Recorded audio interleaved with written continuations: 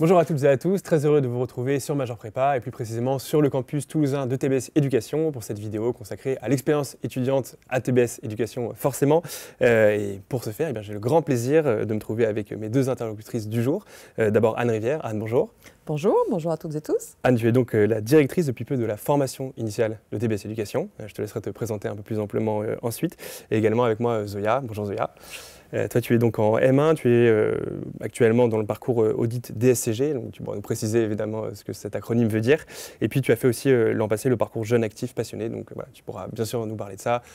Outre bien sûr d'autres aspects, la vie associative, ton expérience aussi de transition entre la prépa et la grande école, enfin voilà, beaucoup de choses qu'on aura l'occasion d'évoquer. Je vous laisse d'abord vous présenter un peu plus amplement et puis ensuite on va attaquer le vif du sujet. Bien sûr, avec plaisir. Donc je suis Anne Rivière, depuis quelques semaines je suis la directrice de l'ensemble des programmes Bachelor, Programme Grande École, MSI. Sur l'ensemble des campus. Et puis auparavant, depuis 3 ans et demi à peu près, j'étais à la tête du programme Grande École et des MSI. Et puis avant ça, professeur ici à l'école, en particulier dans le parcours audit DSCG dans lequel est Zoya aujourd'hui. Belle transition. Du coup, moi c'est Zoya. Du coup là actuellement je suis étudiante en M1 en option DSCG. Auparavant, du coup, j'étais en parcours jeune actif durant mon année de L3. L'année prochaine, du coup, je m'apprête à faire une césure avec 6 mois de stage en audit, puis 6 mois dans une université partenaire encore à déterminer. Bon, très bien, parfait, on aura le temps d'expliciter un peu tous ces points. Peut-être avant d'évoquer tous les sujets qui vont nous concerner aujourd'hui, un point un peu global, le bien-être étudiant de manière générale et a fortiori le bien-être pédagogique, puisque c'est la terminologie que vous utilisez, c'est quelque chose de super structurant dans le parcours de TBS Éducation, c'est un des 4 axes de votre plan stratégique, donc c'est dire, c'est quand même un quart de tout ce que vous voulez mettre en place pour l'avenir au sein de TBS Éducation. En quoi ça consiste précisément? On connaît bien sûr le terme de bien-être étudiant. Bien-être pédagogique, c'est quelque chose finalement qui n'est pas usité dans d'autres écoles. En quoi ça consiste précisément? Alors c'est vrai que cette notion ou ce concept de bien-être pédagogique, on l'avait développé quand on a présenté il y a quelques années maintenant notre plan stratégique, puisque c'est un plan Inspiring 2021-2026, donc on est un peu plus de la moitié de la réalisation de ce plan stratégique. Et derrière cette notion, il y avait d'une part évidemment l'idée d'expérience étudiante qui est maintenant assez généralisée et assez discutée dans les écoles, mais aussi finalement le fait de se dire que on souhaitait faire en sorte que nos étudiants soient à la fois finalement face à une expérience pédagogique expérientielle, donc il y a la dimension, tout ce qui est lié à l'innovation pédagogique, au fait de faire en sorte que les étudiants aient plaisir à apprendre et puis que les profs aient plaisir à enseigner aussi, parce que ça marche comme ça, donc trouver effectivement des dispositifs qui engagent. Il y a la dimension évidemment personnalisation des parcours, il est important pour nous que les étudiantes et les étudiants soient accompagnés, donc et à la fois des choix très vaste et puis soit progressivement accompagnés pour finalement trouver le chemin qui leur convient. Et c'est vrai que on fait un métier assez formidable dans une école. On a des étudiants qu'on va avoir pendant 2, 3, 4 ans avec nous et on est là pour leur proposer des activités pédagogiques, des activités associatives, finalement un champ de possibles très nombreux. Et puis on est là pour faire en sorte que chacun trouve, ou chacune trouve ce qui va lui convenir, ce qui va lui permettre de s'épanouir, de se construire. Donc c'est évidemment, c'est très ambitieux, mais c'est aussi assez génial sur le plan humain.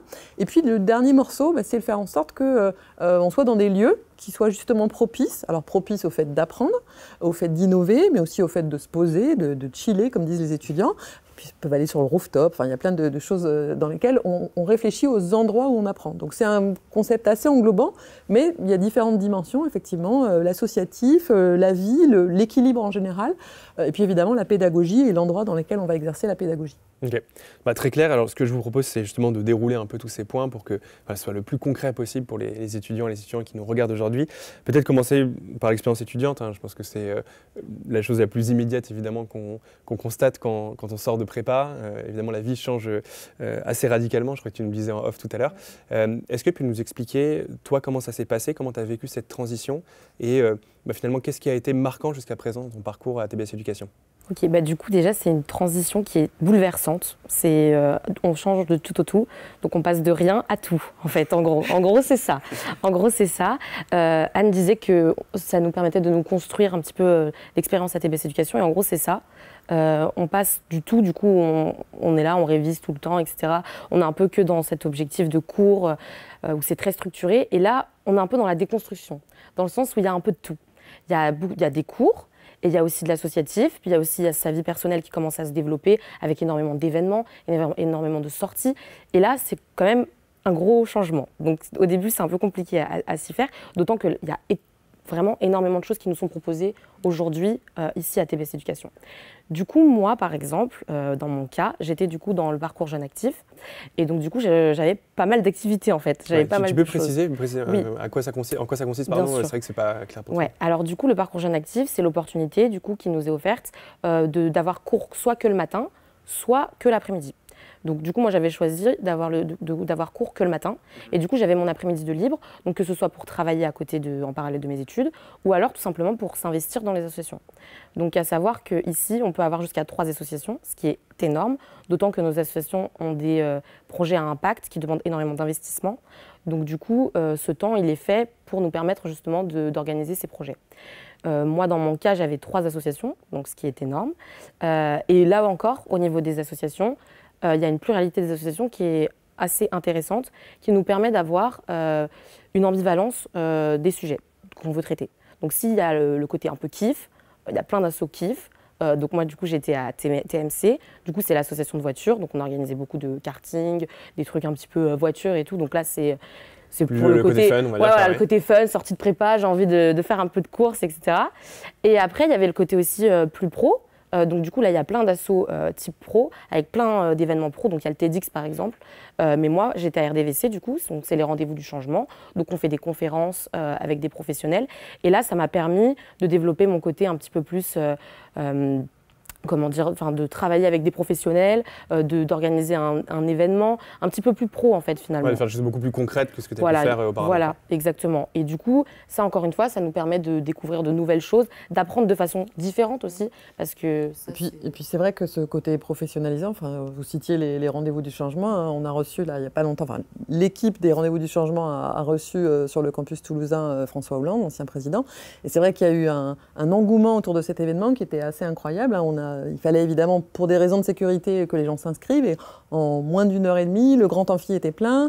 Il a fallu ouvrir des amphis ici. Les étudiants ont su qu'il y avait ça. Donc ceux qui sont à Barcelone ont appelé, ont dit nous, on aimerait être connectés. Donc on a mis en place une connexion avec Barcelone, avec Paris. Et franchement, il y a eu un engouement. Enfin, cet amphi s'est super bien passé, ce qui fait qu'il est resté plus longtemps que prévu. Tout le monde était très content de poser plein de questions. Les étudiants ont posé des questions super.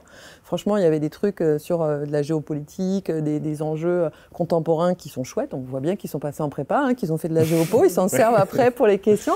Et c'était vraiment un super moment pour tout le monde. Et tout le monde était fier, les équipes étaient très contentes de voir que les étudiants sont en capacité d'organiser des événements comme ça. Et même les événements entre eux, j'en ai parlé avec plusieurs d'entre eux, ils disaient les autres assos sont allés voir les rendez-vous sur le monde. C'était génial ce que vous avez fait. Donc ça met quelque chose à la fois professionnalisant, puis voilà, c'est un moment qui est un chouette moment ensemble et ça fait vraiment partie des choses qu'on essaye de faire dans cette expérience étudiante.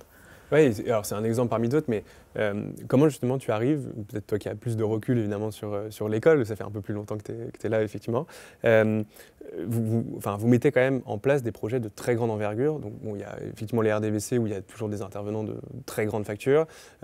Votre junior entreprise est parmi les meilleurs de France, très régulièrement distingué même au niveau européen. Il y a le Trophée des Arts qu'on n'a pas encore évoqué, qui est un événement majeur interécole. Vous avez beaucoup de projets quand même qui sont très importants et qui sont tenus par des étudiants qui sortent tout juste de classe prépa. Comment vous arrivez à leur mettre à ce point-là le pied à l'étrier et à leur permettre de construire ce type de projet ? Ça passe vraiment par un accompagnement et par le fait que dans l'ensemble de l'équipe du programme, il y a vraiment une très bonne communication, une très bonne dynamique entre la partie académique et la partie expérience étudiante. On a effectivement 2 personnes qui sont là pour être aux côtés des associations et faire en sorte qu'effectivement les choses se passent bien avec tout un programme de formation pour les associations. Donc les étudiants, ils sont formés à la comptabilité des associations, parce que c'est très spécifique. Ils sont formés à des sujets comme la prévention des violences sexistes et sexuelles. Ils sont formés à des sujets de sécurité. Enfin, il y a vraiment quelque chose de très professionnalisant. Et puis, côté études, donc une autre partie du programme, on fait attention effectivement à l'équilibre entre vie associative et académique. Hein. Le petit gimmick, c'est toujours de dire académique first. Au bout du compte, on est là pour former des étudiants, donc il faut effectivement qu'ils passent les différentes étapes qui vont leur permettre de construire leur parcours. Mais on le fait dans un dialogue entre finalement la partie pédagogique du programme et la partie expérience étudiante. Et il me semble que la clé, c'est justement c'est pas l'académique contre l'associatif ou l'inverse, c'est vraiment comprendre que un parcours d'étudiant, c'est les deux. Et donc, effectivement, de temps en temps, je suis obligée de rappeler aux associatifs qu'il faut se remettre à travailler pour les modules. Et que les deux vraiment s'articulent. Que les deux s'articulent et qu'ils sont complémentaires, qu'effectivement, ça fait partie de la professionnalisation, que ça fait aussi partie, j'allais dire, de la sociabilisation. Vous faites plein d'amis durablement dans les associations, donc c'est normal que ce soit important, mais qu'effectivement, on est aussi très vigilant au fait que ça soit... que ce ne soit pas au détriment de l'académique, notamment parce que tout à l'heure vous évoquiez le fait que vous voulez partir en université partenaire. Quand on veut partir en université partenaire, la première chose qu'on va regarder, c'est les notes. Oui. Donc effectivement, on ne peut pas à la fois vouloir partir à New York dans un super endroit, super prestigieux, et ne pas avoir la moyenne académique parce qu'on a fait trop d'associatifs. Donc voilà, l'équilibre, il est vraiment... un peu son équilibre, évidemment, de ce point de vue-là. En réalité, il y a une réelle complémentarité, je dirais, dans ces deux points. Parce que, comme Anne l'a dit, les bureaux sont toujours ouverts. C'est-à-dire que si on a une question, on est toujours bien accueillis. Si on veut faire un nouveau projet, on est toujours bien accueillis. Et même dans le cadre des cours, finalement, lorsqu'on fait de l'associatif et qu'on organise des événements, il y a des choses qu'on voit en cours qui sont en lien avec ça. Donc ça nous apprend même des choses en fait, dont on a besoin pour créer ces projets. Donc moi je dirais qu'il y a quand même une complémentarité et que si on est très investi dans les associations, ça ne veut pas dire qu'on va lâcher les cours et d'ailleurs même je dirais même plus loin, ça nous permettra même d'être meilleurs en cours parce que ça nous permettra de voir de nombreuses perspectives justement, nous permettant de mieux comprendre le monde de l'entreprise, etc. quoi. Plus concrète, oui, bien sûr. Tout à fait. De toute façon, on va parler de cet aspect académique, hein, forcément. On l'a dit, hein, c'est quand même là aussi très structurant dans le programme. C'est le cœur du programme d'ailleurs, à vrai dire, hein, tu l'as dit, Academic First. Peut-être un mot quand même avant sur le parcours jeune actif passionné. Oui. Ça, c'est aussi une spécificité de TBS. Vous permettez justement, tu l'as dit, hein, de jongler finalement entre divers engagements. Pourquoi ce choix, tout simplement, et comment ça se passe en fait aussi concrètement, parce qu'il y a moins d'heures de fait? Non, en fait, c'est vraiment une question de planification des heures. C'est vrai que ce que constatent toujours les étudiants qui viennent de classes préparatoires, c'est qu'ils ont moins d'heures de cours. Et effectivement, de fait, on passe finalement, même si les classes préparatoires font partie de l'enseignement supérieur, on reste sur des modalités pédagogiques qui sont très proches de celles du lycée. Donc on est vraiment dans du continuum. Là, en arrivant en école, on passe dans l'enseignement supérieur, où de fait les heures de face à face sont moins nombreuses qu'en classe prépa, et en contrepartie, il y a des projets, et donc ces projets peuvent prendre des natures diverses, et peut-être que tout à l'heure on pourra parler effectivement d'une partie des projets pédagogiques qu'on a mis en place dans le cadre de notre démarche à nous, hein, de notre innovation pédagogique et de l'expérientiel. Donc vraiment le parcours jeune actif et passionné, il permet donc d'avoir, comme l'a très justement dit Zoya, d'avoir cours soit le matin, soit l'après-midi. Il n'y a pas moins d'heures de cours, c'est vraiment une des modalités de planning. Et vraiment l'idée, c'était de pouvoir permettre à la fois à des gens qui souhaitent s'engager dans l'associatif, à des sportifs de haut niveau, à des musiciens éventuellement, et aussi à des gens qui veulent travailler. Et puis parfois, c'est les deux, parce que j'ai bien compris que dans le cas de Zoya, c'était à la fois travailler à côté et puis aussi pouvoir se consacrer aux associations, de nous dire, voilà, moi, j'aimerais être sur ce rythme-là.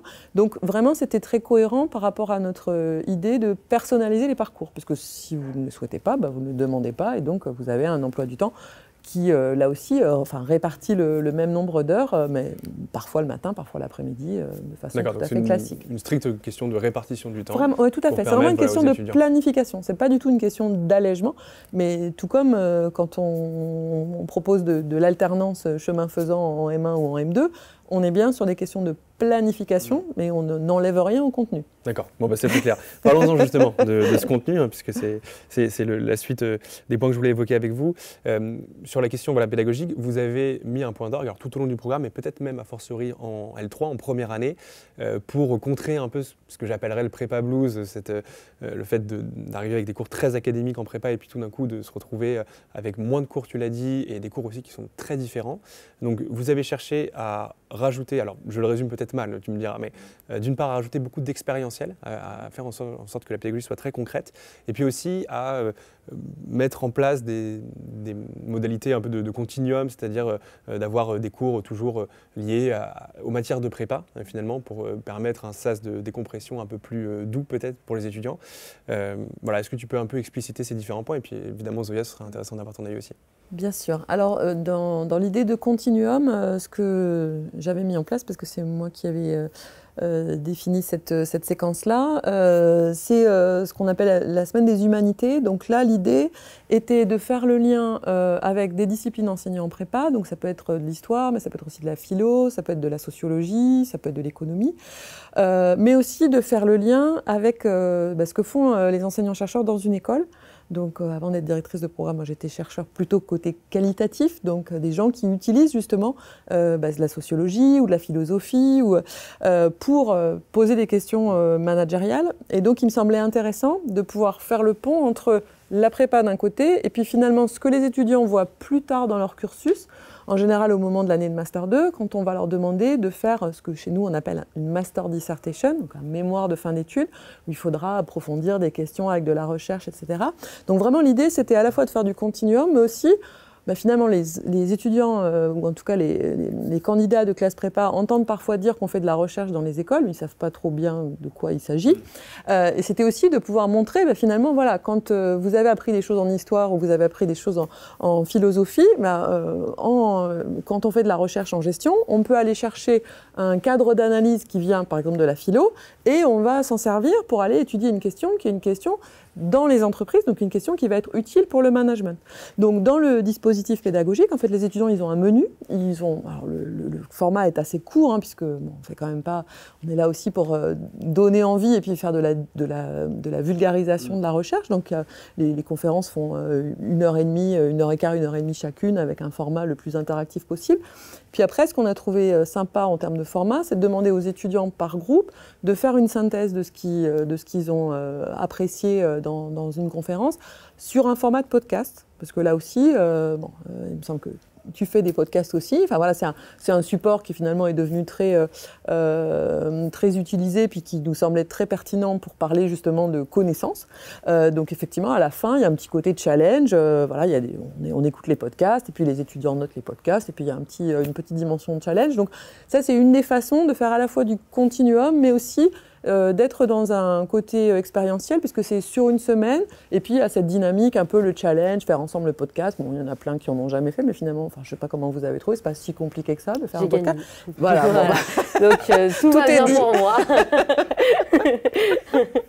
Il était sur quoi le podcast de notre année? Alors du coup, nous, on l'avait fait en mode Tinder, et il me semble que c'était sur la sociologie, si je me rappelle bien. Voilà. Donc pour toi, c'était il y a un an précisément. C'était il y a un an, donc ça remonte un petit peu. Je me souviens que j'ai gagné, c'est le principal. Ça devait être sur... oui, c'était un mélange assez iconoclaste entre Tinder et Bourdieu, il me semble. Exactement, voilà, c'est ça. Ah oui, exactement, c'était ça. Voilà, on arrive à faire quand même des mélanges. Mais c'était parfait, c'était parfait. Le retrouver. C'était parfait, c'était parfait. Donc ça, effectivement, c'est une dimension. Vous avez aussi, alors je ne sais pas si je le prends bien, le CEMIS, il me semble, qui lui est plus axé sur l'entrepreneuriat, qui est aussi une valeur un peu cardinale de TBC Éducation. Oui, tout à fait. Ça rejoint un peu ce côté expérientiel. Oui, c'est ça. C'est vrai que le CEMIS, c'est un dispositif un tout petit peu plus ancien. Donc l'idée, c'était de faire en sorte que tous les étudiants de L3, quel que soit le choix qu'ils font de leur parcours, aient la capacité d'être finalement dans un état d'esprit entrepreneurial. Donc, soit pas nécessairement un futur start-upper, mais puissent développer des compétences qui permettent finalement de porter des projets, que ce soit dans une entreprise ou au service de leur création d'entreprise. Et donc, effectivement, ce CEMIS, c'est un séminaire qui lui aussi dure une semaine. Alors, pour le coup, il est assez différent en termes d'animation, puisqu'il y a beaucoup de... Enfin, les coachs qui sont engagés dans le CEMIS, ils sont très engagés. Enfin, je ne sais pas si vous partagerez ou pas ce souvenir, parce qu'eux-mêmes, ils ont quand même envie que leurs équipes qui vont pitcher, parce qu'à la fin, effectivement, donc il y a tout un processus dans lequel, finalement, chemin faisant, on apprend des choses assez innovantes comme le design thinking, hein, comment est-ce qu'on peut finalement générer des idées créatives, parce qu'il y a des façons de se mettre en capacité de le faire. Et puis il y a aussi une dimension j'allais dire presque d'expérimentation, c'est-à-dire qu'on va demander aux étudiants de proposer, de formaliser leurs idées sous forme de maquettes. Et puis, effectivement, ils sont ici au premier étage et puis ils vont recueillir des avis sur les maquettes. Et puis, ça se termine effectivement par un concours de pitch. Et donc là, évidemment, dans le grand amphi, les coachs, ils ont envie de gagner, les étudiants, ils ont envie de gagner. En général, c'est un grand moment au moment de l'amphi.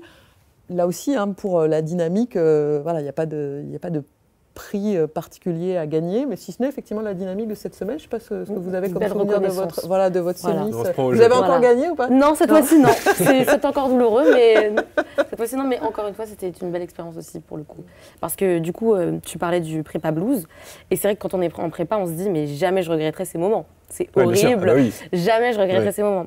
Et finalement, en fait, il y a un côté challenge en prépa qu'on a envie de retrouver en fait tout au long de sa vie. Et typiquement, lors de ce genre d'événement, on a ce côté challenge qui revient et en fait, on en a envie. On n'a pas envie d'assister qu'à des cours tout le temps, sans jamais ce côté challenge, sans ce côté un peu plus jeu parfois même, un peu plus game, un peu plus marrant, j'ai envie de dire, une autre façon finalement de travailler. Et là, encore une fois, on a quand même plein de moments durant lesquels on a ce côté-là qui arrive, qui intervient, où on va pouvoir apprendre de façon différente, avec des pédagogies qui changent, en fait, qui évoluent. Et en fait, ça, c'est trop bien, quoi. Ouais, t'as une vraie émulation. Ouais, c'est ça, parce que, ouais, voilà. En prépa, le challenge, c'était ma colle. Et là, le prépa, ça va être là, ma nouvelle préparation, ça va être de gagner mon podcast ou je sais pas. Oui, les différentes, voilà. Le jeu change un peu toutes les semaines, c'est pas comme en prépa. Voilà, histoire de voir quelque chose de différent, quoi. Ouais, ok. Très clair par rapport à ça. Peut-être une question plus méta. Donc là, on a parlé de 2 sujets particuliers, mais pourquoi ce parti pris, tout simplement aussi, fondamentalement? Il était vraiment important pour nous d'avoir le bon mix entre des cours classiques, parce que là encore, tout n'est pas gamifié dans le parcours, parce que tout ne s'y prête pas, et puis parce qu'il y a des moments, il y a des sujets sur lesquels il faut faire des lectures, il faut lire des articles, il faut réfléchir, il faut échanger avec les professeurs. Ça, c'est plus pour des matières un peu conceptuelles. Il y a des matières dans lesquelles il faut faire des calculs, donc voilà, où il y a des données, on fait de l'analyse de données, il va falloir aller manipuler des choses sous Excel, il faut éventuellement commencer à apprendre un peu de code. Enfin bon, donc on a vraiment à cœur de réfléchir au bon mix entre ce qui peut être lié finalement à une dimension expérientielle, au sens, à un moment donné, on a un challenge à faire et ça peut être différents types de challenges. Des moments où on est dans des exercices plus classiques.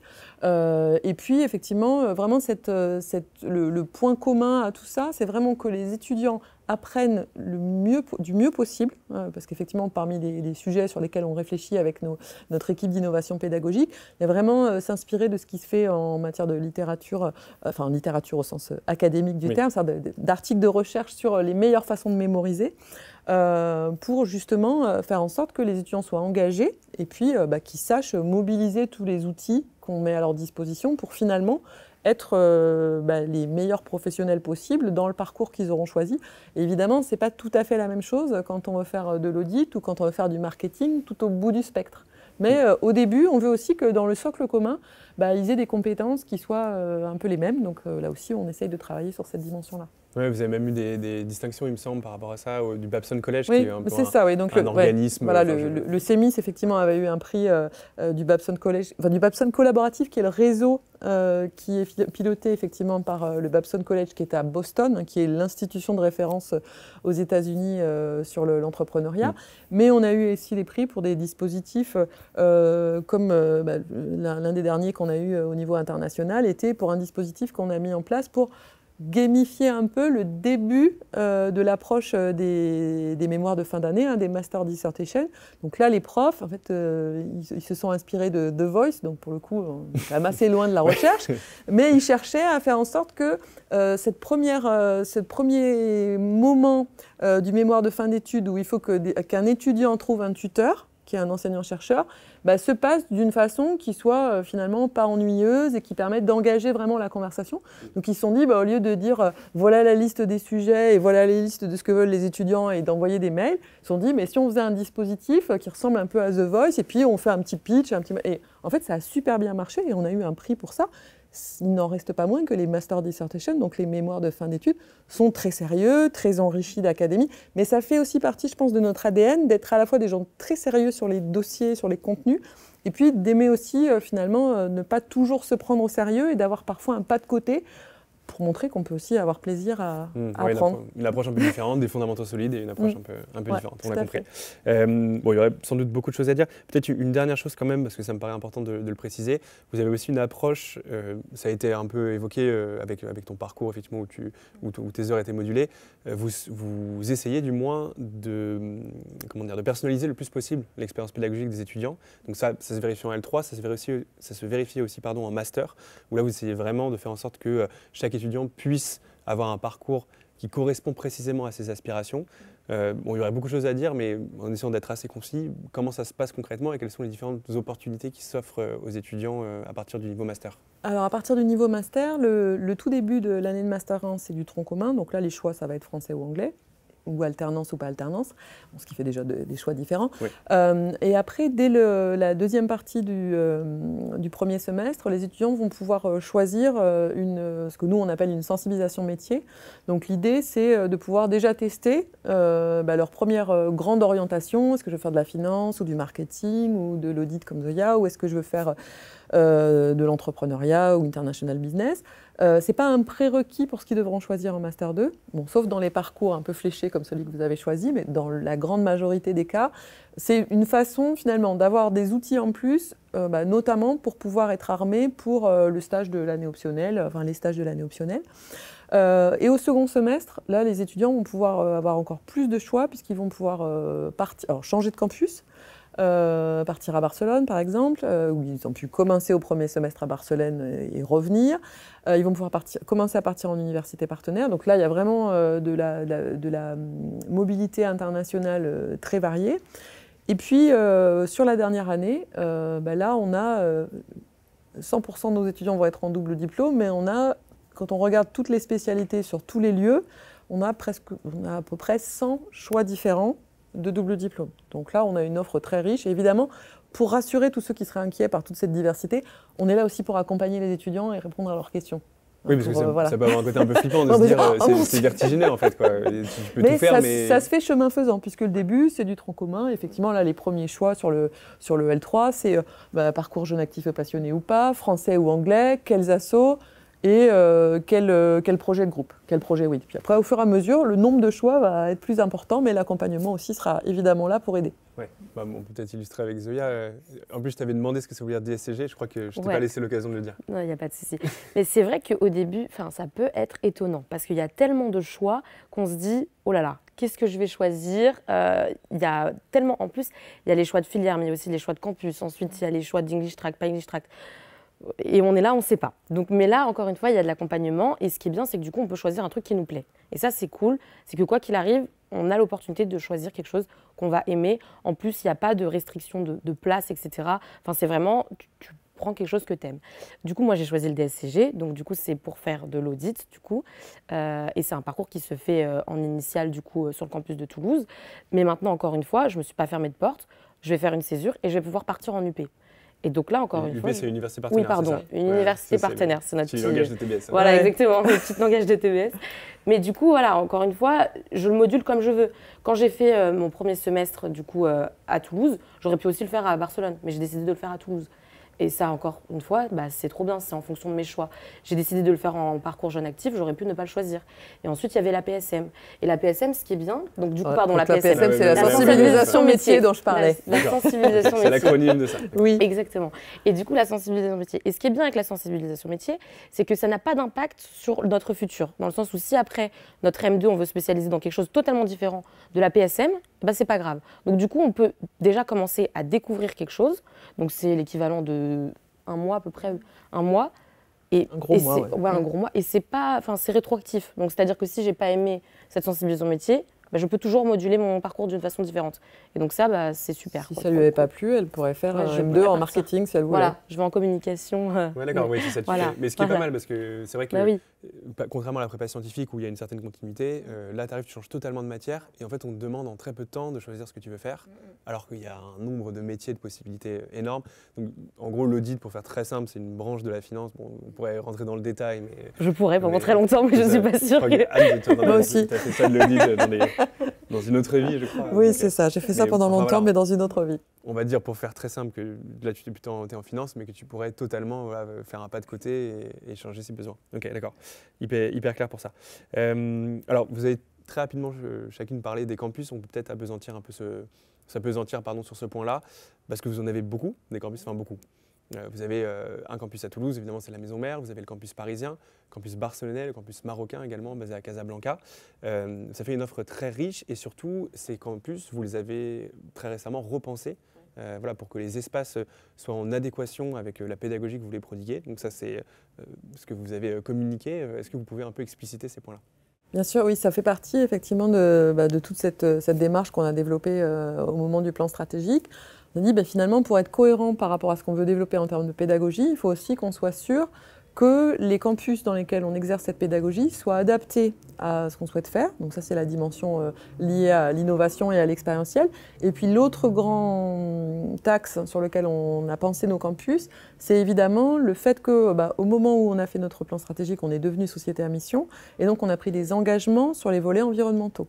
Et que les bâtiments dans lesquels on est, par exemple là, ce campus de Toulouse qu'on aime beaucoup, c'est un bâtiment qui date des années 80, et sur le plan énergétique, il n'est pas du tout en accord avec ce qu'on souhaite faire. Donc vraiment, les deux idées fortes de transformation des campus, c'était en faire des lieux qui, du point de vue des normes environnementales, sont vraiment au plus haut niveau de ce qui peut se faire en termes de bâtiments, et du point de vue de l'expérience pédagogique, des lieux qui permettent de faire une pédagogie innovante avec tout le mix dont on a parlé jusqu'à présent. Et donc le premier campus qui est sorti de terre et qui correspond tout à fait à ce modèle-là, c'est notre campus de Barcelone, qui est effectivement à la fois donc, dans un nouveau quartier lié à l'innovation, à l'entrepreneuriat, etc., qui est un bâtiment qui, du point de vue environnemental, est vraiment irréprochable, y compris on recycle l'eau, etc. Enfin, on a vraiment tout ce qu'on peut avoir, une façade végétale, qui à l'intérieur est un campus vraiment magnifique. Je crois que vous êtes allé au moins faire un tour à Barcelone. Voilà. J'ai rien à dire. Voilà. Il y a des terrasses, il y a des espaces étudiants, c'est très grand. Voilà. Donc ça, c'était vraiment voilà, on était ravis d'avoir finalement ce campus tout à fait en plus dans les délais ce qu'on avait prévu, parce que ça permet de montrer ce qu'on voulait faire des campus. Et effectivement, sur le campus de Paris, qu'on a ouvert pratiquement en même temps, là l'idée était un petit peu différente puisqu'on a repris un ancien bâtiment. Alors pourquoi on n'a pas reconstruit quelque chose, ou fait reconstruire quelque chose? Parce qu'on voulait rester vraiment dans Paris intramuros, donc on voulait vraiment rester dans un quartier sympa et convivial, et qu'on est ravis d'être dans le 15e parce qu'on trouve que c'est vraiment un quartier qui nous correspond très bien. Et c'est vrai qu'on a un peu flashé sur le fait que pour le coup le campus dans lequel on est ressemble à un lycée, puisque c'est un ancien lycée professionnel, et qui a cette cour. Donc à la fois la localisation en termes de quartier, et puis on a une cour intérieure avec des arbres dans laquelle nos étudiants immédiatement se sont sentis à l'aise. Et là, effectivement, on est dans la phase de mise en place des travaux qui vont permettre de passer de ce bâtiment qui ressemble encore un peu à un lycée aujourd'hui, pour en faire un espace qui, à l'intérieur, ressemblera effectivement à la pédagogie qu'on voudra faire. Donc là, c'est un exemple un petit peu différent, mais c'était parce qu'on voulait, on n'avait pas envie. On a beaucoup d'écoles qui partent dans le Grand Paris, pas toujours à Paris, mais on pourrait débattre de ça pendant longtemps. Nous, on souhaitait vraiment rester dans Paris intramuros, de chez Intramuros, effectivement, avec cette dimension cours intérieur qui est vraiment super. Et puis, effectivement, à Casablanca, le campus va plutôt ressembler à ce qu'on a fait à Barcelone, puisque là aussi, c'est un campus nouveau qui est en train d'être élaboré, avec, sur le même principe que celui de Barcelone, une résidence étudiante à côté. Donc là aussi, ça facilite la vie, notamment quand on part seulement un semestre. Donc parfois, on veut partir en coloc, mais parfois, sur un semestre, on se dit finalement avoir une résidence étudiante neuve avec cuisine, piscine et salle de sport, ce qui est le cas à Barcelone, c'est pas mal aussi. Et puis effectivement, le dernier, ça sera le projet toulousain, sur lequel on va effectivement complètement transformer le visage de notre campus ici, et puis profiter aussi de notre autre localisation à Antwerp pour pouvoir faire notamment du sport, puisque c'était la chose qui nous manquait sur Toulouse.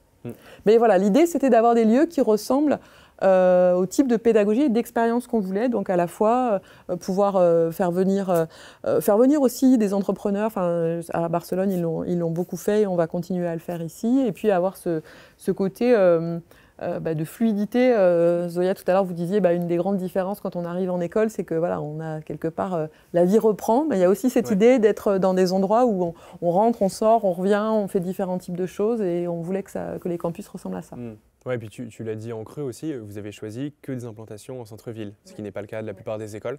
Enfin, j'imagine que ce parti pris n'est pas neutre. Oui, tout à fait. C'était évidemment dans l'idée d'être déjà de ne pas être coupé des villes. C'est-à-dire que on est très sensible au fait que nos étudiants soient ouverts, mais on souhaite nous aussi l'être. C'est-à-dire que finalement, on peut, là aussi, pour avoir étudié sur un campus un peu lointain et un peu fermé, il y a des avantages à ce type de modèle, mais clairement, dans les idées d'ouverture, c'était quelque chose qui était un peu différent. Et puis, je pense que dans l'expérience étudiante, le fait de pouvoir venir à pied, en vélo, en métro, très facilement, je ne sais pas ce que vous en pensez, mais incroyable. Et c'est essentiel, je pense, en tout cas, dans mon cas et dans le cas de mes amis, c'est quand même super bien de pouvoir tous se retrouver de façon très rapide. On sort quand on est étudiant, on peut sortir comme on veut. Bon, on vient à 8 h le lendemain normalement, mais voilà, donc quand même, il y a quand même de gros avantages. Et en plus, sur les campus, ce que je voudrais rajouter, c'est que dans chacun des campus, donc j'ai pas été encore à celui de Casablanca, mais il y a quand même cet aspect chaleureux. C'est un endroit où on se retrouve. Les campus ne sont pas immenses et en fait, on peut tous se retrouver, on se connaît un peu tous. Et il y a cet aspect un peu familial, je trouve, dans l'école, dans le sens où j'arrive à reconnaître à peu près toutes les têtes.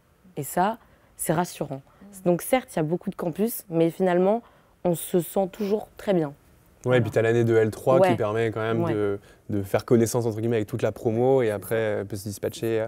Sachant que je crois que c'est la nouveauté de cette année, vous allez pouvoir désormais aller en première année sur le campus de Barcelone. Oui, c'est ça. Ça sera pour effectivement la rentrée prochaine. On s'est dit que finalement, on est tellement content de ce campus de Barcelone que ça serait dommage de ne pas pouvoir en profiter dès le deuxième semestre du L3, parce qu'on est quand même sensible au fait que le premier semestre permette justement cette prise de connaissance avec tout le monde, avec l'environnement, et puis ensuite, évidemment, on va pouvoir profiter de cette possibilité. D'accord, donc à partir de janvier 2025, on va dire, ça. pour les plus chanceux. Très bien.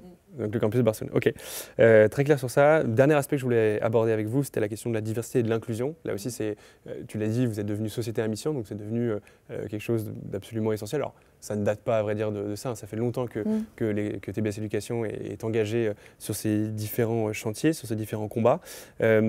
Ça veut dire beaucoup de choses, bien évidemment. Peut-être commencer par l'aspect financier, c'est quelque chose de très important. Et là, vous avez pris des engagements très très forts ces dernières années.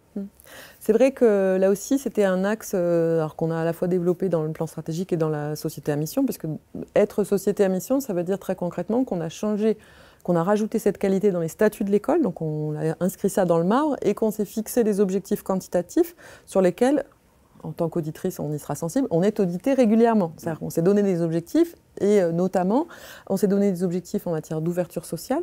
Donc très concrètement, on a mis en place depuis 3 ans maintenant une modularité des frais de scolarité pour les étudiants boursiers pour l'année de L3. Alors pourquoi on l'a limité à l'année de L3 ? Parce qu'en parallèle, on a développé les possibilités d'alternance en Master 1 et Master 2. Donc on a effectivement couvert, l'année de L3 était la seule qui n'était pas possible de proposer en alternance.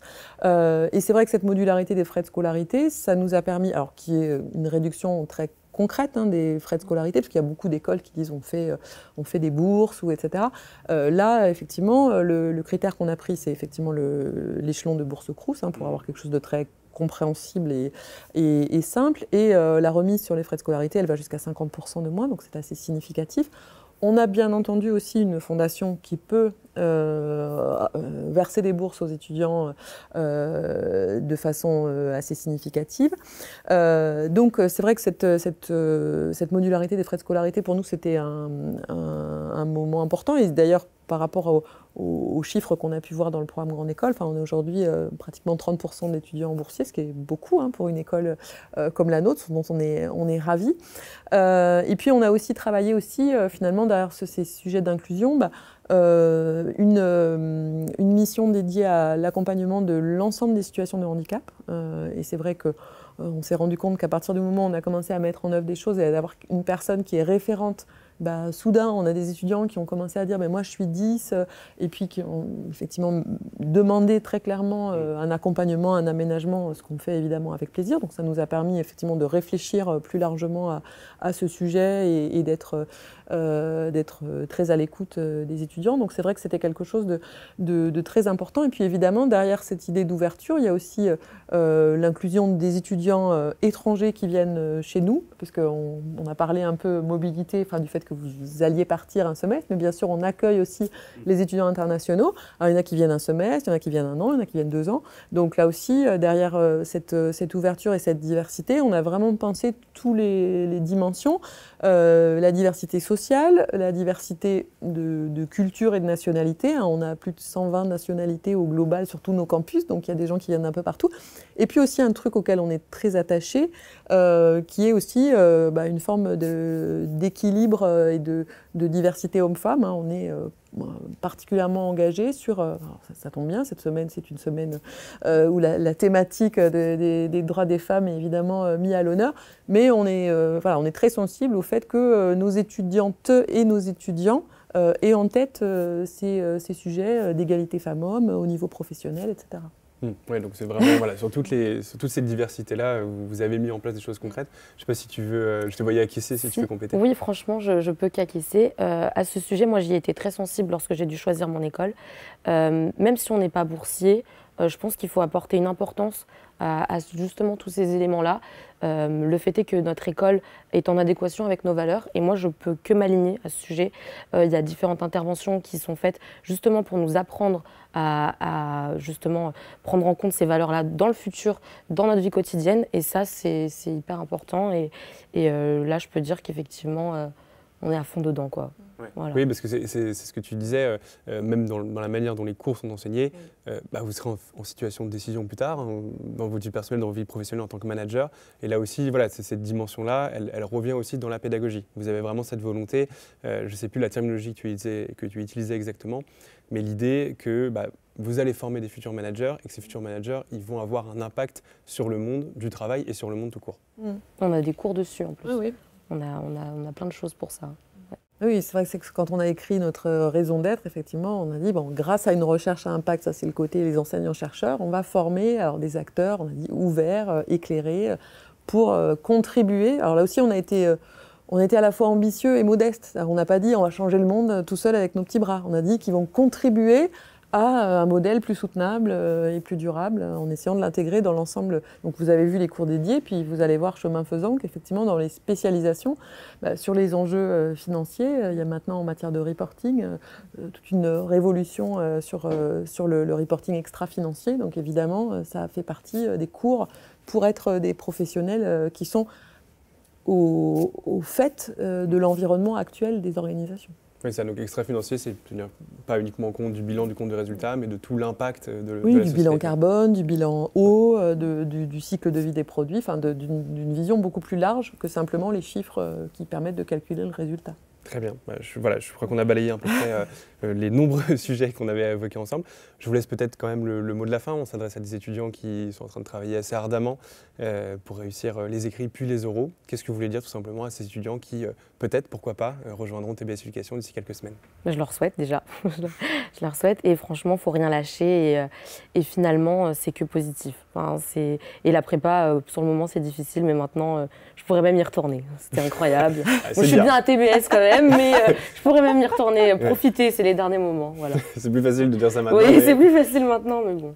Mais oui, le conseil est vrai, je crois aussi, tu as raison, qu'il y a une petite prépa nostalgie, mais on l'a compris en tout cas, TBS essaie de faire en sorte de pallier ça au maximum et de vous ouvrir certaines opportunités, c'est sûr. Bon, moi, en message de la fin, bien sûr, bon courage pour la suite des révisions, les épreuves à venir.